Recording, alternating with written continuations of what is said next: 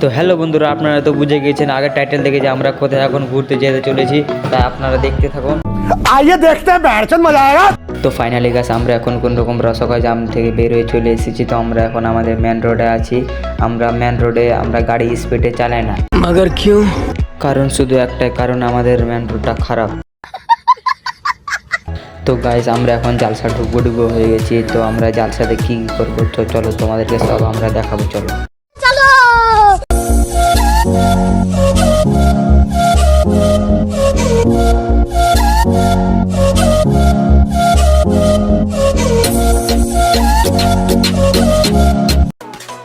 তো ফাইনালি গাছ আমরা এখন জালসা এসে পড়েছি কচ্ছপের গতিতে। তো কি বলবো ভাই, আমার একটা বন্ধু বলছে চ জাম্পিংয়ে গিয়ে চড়ি। জাম্পিংয়ের কাছে গিয়ে দেখলাম ওখানে 2-3টা বাচ্চা চড়ে আছে।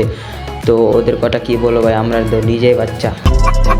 তো কি বলবো ভাই, আমরা 5 জন আছি, আমরা 5 জন একসাথে চড়বো বলেছিলাম, কিন্তু 3টা ছেলে আগে থেকে টাকা দিয়ে দিয়েছিল, তাই ওদেরকে আগে চড়িয়ে দিলাম। তো আমরা এরপর আবার চড়বো।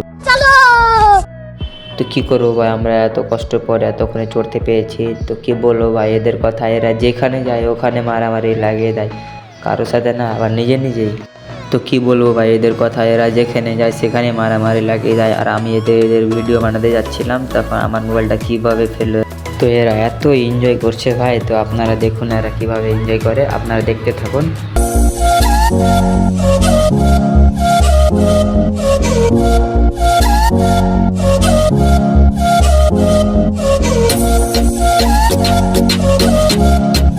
এরা এত এনজয় করছে, শুধু এরা না, আমিও করছি। তো আমাকে অনেক গরম লেগে গেছিলো, তাই আমি আমার লেদারটা খুলে ফেলে দিলাম। লেদারটা খুলে ফেলার পরে জাম্পিংওয়ালা বলছে টাইম হয়ে জলদি নাম। ভাই কী বলবো, চড়তে টাইম হয়ে যাচ্ছে।